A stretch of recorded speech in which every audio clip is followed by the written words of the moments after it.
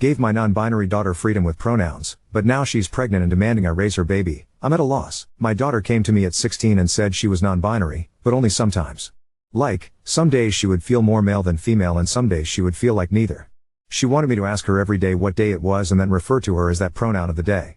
I told her that wasn't going to fly. Growing up, I spent a lot of time on LJ during the old bun self and Zen self Zir self days. People who think this is new to this generation are fooling themselves. I told her that I would call her the pronoun she wanted, and do my best to remember it day to day, but she was going to have to tell me what she wanted for that day. I wasn't going to play a daily guessing game. This went on for about a week or two until she finally seemed to grow tired or bored and just said I could call her her. Though she still identifies as non-binary. Fine. At least when it was going on she wanted she, he, or they. I'm sorry but I couldn't have done fox self/fox them with a straight face. So that's the pronoun story and looking back where I think things started to go off the handle. Here's my real question. My daughter is now 18, pregnant, and seems to have lost her goddamn mind. Or I'm an asshole. You choose. This year has been a struggle. She wanted to take a break year before she goes to community college, but can't keep a job. Apparently, retail situations are too phobic against her non-binary state. My child looks/acts/dresses exactly as a young adult female BTW. When I ask how people are being phobic against her she gets as prickly as a cactus so I really don't know the details. She's been through 4 or 5 jobs this year, quit all of them. She won't consider call centers that aren't face-to-face because she doesn't like to talk on phones, and is apparently looking for a remote job without any luck. She's been unemployed since Thanksgiving. She quit her last job on Black Friday, in fact, and I was on the verge of laying down the law, telling her she either needs to go to school this upcoming semester full-time or get a full-time job or move out with her friends. But now she's come to me and she's 5 months pregnant. She's very angry at me, says it's my fault because, 1. I didn't put her on puberty-blocking hormones when she came to me 2 years ago. 2. She believes I am in fact trying to feminize her by getting her birth control. The pill. She's been throwing her prescription away. This is where I might be the asshole. I called her a little idiot. We don't use that sort of language in my house, and I never call people names, especially my own child, but at that moment I could just see red. The hormone thing is a non-issue emo because this is the first time I ever heard of her wanting hormones. What was I supposed to do? Go back in time? As for the birth control, it's also the first time I'm hearing anything about this. There are non-pill options that don't have estrogen. If that was her want, all she had to do was ask and I would have driven her to the doctor myself. Or she could have taken the car she has and done it. She has her own medical card, even. Though to be fair, I don't know how she would have managed the co-pay without a job. I know for a fact her old high school gave out free condoms like candy because her friends were always giggling over flavored sample packs and even blew a few of them up like balloons and left them around the house one time. She had all the birth control she could ever want and used none of it. It gets worse. We're way past the date of abortion. Again, I would have helped her if this had been her wish. We live in an abortion-protected state and can afford it. She's known she was pregnant since about 2 months and has come to think of her baby like a sibling. She expects me to raise it like it was mine. That this is my duty, in fact, because she says it is, my refusal to accept her non-binary state that led to her being pregnant. So she was going to get a brother or sister and I was going to have another child. You can say my language grew sterner. Versions of get your head out of your ass and congratulations, mommy, you have some hard decisions to make and I said I would absolutely not raise her baby for her. She also refused to say who the father was. Now that I've cooled down I'm really hoping she has a secret boyfriend. She does have some friends who were born male, but now also don't identify that way. We didn't even get there as I lost my mind when she said she thinks of her own baby as a sibling and wants me to raise it like my own child. She's locked herself in her room loudly wailing, I feel like crap warmed over. She's been in there for 12 hours, and as she has an attached bathroom, probably won't be coming out until she gets hungry. Considering it's been half a day I think she has snacks stored. I also don't know where to go from here. Being pregnant sucks and messes with your head, so I'd like to blame that in the fear she must be feeling, but I have the bad feeling I either raised a spoiled brat or someone with an emerging personality disorder. So I need to know from people who aren't emotionally involved, and maybe some people who are more in tune with this whole non-binary thing than I am. What do I do to help while also making her responsible for her own child? How can I help my daughter except she must do basically the most feminine thing you can do, give birth and possibly breastfeed, while being sensitive that she's non-binary?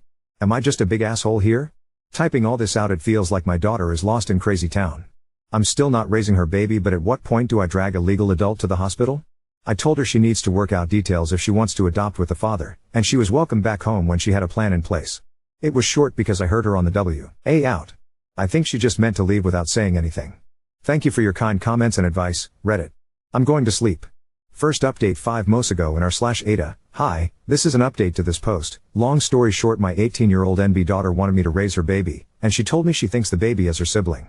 We had a blowout. She locked herself in her room for most of a day, and then took off with her friend/her lover, so this happened a few days ago but I didn't update because I needed to get my head around it. It still doesn't make sense. Daughter finally unblocked me. She and the person who got her pregnant wanted to talk to me at a public place. We chose IHOP. Although I suspected I knew who her lover was, I was disappointed to find out because they have been a part of my daughter's friend group since high school and was the only one I ever had a problem with and kicked out of my house. They are trans now, but 2 years ago the friend group was watching a movie in the living room, and every time I'd pass by he was a he then, would lock eyes with me and make really obnoxious, loud, orgasm sounds like that scene in Harry Met Sally. I told him to knock it off and grew sterner when he did it again. Then when I was in the kitchen he somehow snuck up behind me and was miming jack-off movements with his hand. I turned around and caught him at it. He was still fully clothed, but it was startling and freaky. I kicked him out. So now I'll just call them sperm donor because that's what they are. I'm still calling my daughter and she because I still haven't been told not to by her otherwise. So get off my case on that. Anyway, the IHOP meeting was a shit show. Sperm donor sat with my daughter and went on the attack. Sperm donor's points were: 1. I was poisoning my daughter by making her take birth control. I only helped her get the prescription and would have done everything I could if I knew she didn't want to take the pill. There are other methods. 2. It will take years to fix my daughter after all I did. Not giving her hormones even though I had no idea that was what she wanted. She dropped even wanting to change her pronouns after a few weeks. 3. Abortion is a sin and I am a monster for suggesting it. It's past the date anyway. 4. I am further abusing her by not taking care of the baby while she fixes herself. I guess they meant it as a temp situation, which was also new to me, so apparently even though I'm an abusive monster, a bad mother, and so on, I'm even worse for not taking in their baby. At least no one suggested that I raise it like my daughter's sister anymore. That might have been my daughter's thought on it. Sperm donor did most of the talking while my daughter just sat and glared at me, nodding along. It was kind of a whirlwind. Sperm donor pounded the table a few times, and even the waiter knew not to bother us after drinks. Lol. I'm surprised we weren't asked to leave. There was a lot said, mostly by the sperm donor who really seemed to be steering the ship. I asked why sperm donor couldn't take care of the baby and sperm donor said his parents were even worse than me. I guess my daughter and sperm donor taking care of the child they created is out of the question. I told them that I would not be raising their baby for them and that adoption is the best bet. They said that if I don't agree to raise it, they'll make sure I'll never see the baby ever. I won't raise their child for them. So that's that, I guess. I feel so many flavors of worried and angry and then worried all over again. I've been around the block and it's never a great sign when the person you're with makes an enemy of your family. That's what sperm donor has done by painting me as an abuser and failed mother who also won't take in their baby. Sounds like sperm donor has cut themselves off from their own family too. So I'm worried my daughter is in a very controlling relationship with someone who convinced her to stop birth control because they think hormones are too feminizing somehow and that she needs to be fixed. But they still want me to raise their baby. I'm angry that my daughter can just hear this crap and nod along like, yeah, that makes total sense. She is not stupid. I think she's love blinded. I'm sad and worried for the baby. A couple commenters suggested I wanted nothing to do with the baby because I wouldn't agree to raise it as my own. No, in a perfect world, I would want a normal grandmotherly relationship. Or at least know that the child is safe and has been adopted into a loving family. I don't care what my daughter does with her gender, or her body as long as she doesn't hurt herself. I want her to be in a happy relationship with someone who values her for who she is. Sperm donor kept using the word fix, which I see as another terrible sign. It's bad all around. My house is empty. It feels like my adult daughter has run off to join up with some weird church/cult thing who tells her that up is down. That not using birth control and not getting an abortion and then expecting others to take care of the child is all a-okay. Oh, and that she's a problem and needs to be fixed. I texted her and said I would be there for her, but sperm donor was still not welcome in the house. I think I'm blocked again. She's a legal adult. I'm not sure what else I can do at this point. In my low points, part of me thinks maybe I should agree to take the baby and then immediately make sure it's adopted into a loving home. But I get the feeling that sperm donor won't make that easy, and right now my daughter does what he says. Also, I'm not sure if that plan is even possible. It sounds Hollywood. I have an appointment to speak with a counselor, but the soonest I could get is April. Some of my friends think I should take the baby in either to get them away from the parents or because they think it's my duty, or both. The only silver lining in this was that they both seem sober. I don't think there's drugs involved. Am I reading this wrong? Am I the asshole here? Final update posted 1 hour ago in r/8. I posted another update in the comments a while back. It's on my account. Basically my pregnant daughter shut me out of her life completely and rumor had it she was living in a homeless camp with her weirdo lover out in the woods.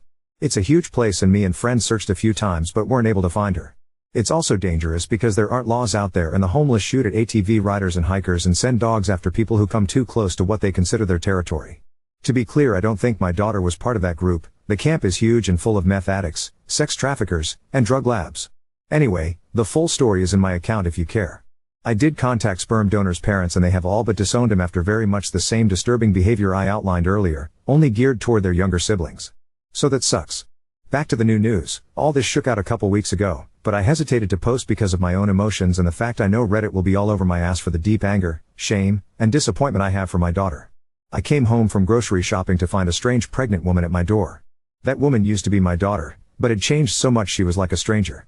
She chatters constantly so you can't get a word in. She has several small face tattoos and, forgive me for saying this, looks like she has aged 20 years. She had been living rough. She was angry I locked her out. I changed the locks after she left, and basically expected to move back into her old room with no problem, like it was just another day from back in the winter when she lived here. Of course I wasn't going to turn her away, so I guess in a way she was right. She was living in the homeless camp with the sperm donor, and I insisted take a shower because it looked like she hadn't since leaving. She also stank bad. She had no shame about blocking my number or what she put me through by disappearing. All she wanted to talk about was the grand fate that she and sperm donor are building.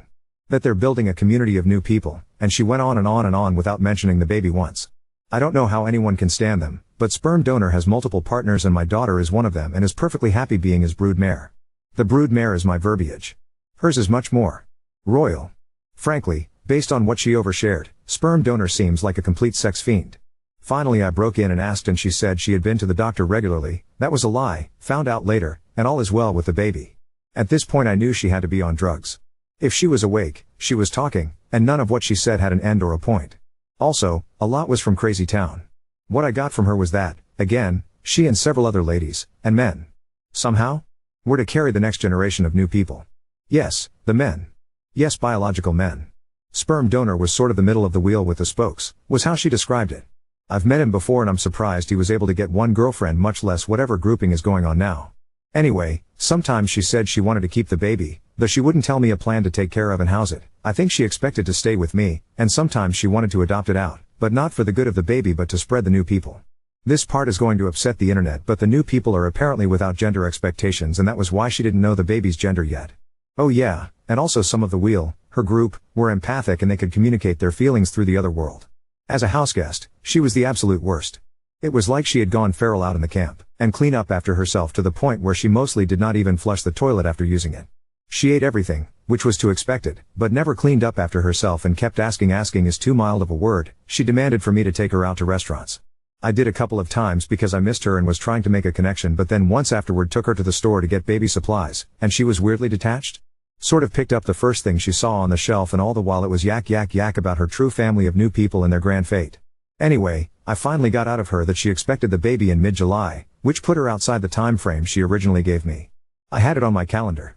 I was obsessed with the possible due date because I didn't know if she was find a baby on my doorstep or what, and yes, she was under the care of a doctor. Both lies. Getting her to focus on one subject was impossible. She would only stop talking long enough to take a breath and only listen long enough to you to stop for your own before she'd launch into a new thing, usually around sperm donor, who she loved but was nowhere in sight and was chilling back at the camp with the rest of his breeding stock, or whatever. Basically I was waiting for her to come down off whatever high she was on, when she went into full-blown labor. It was a complete shit show.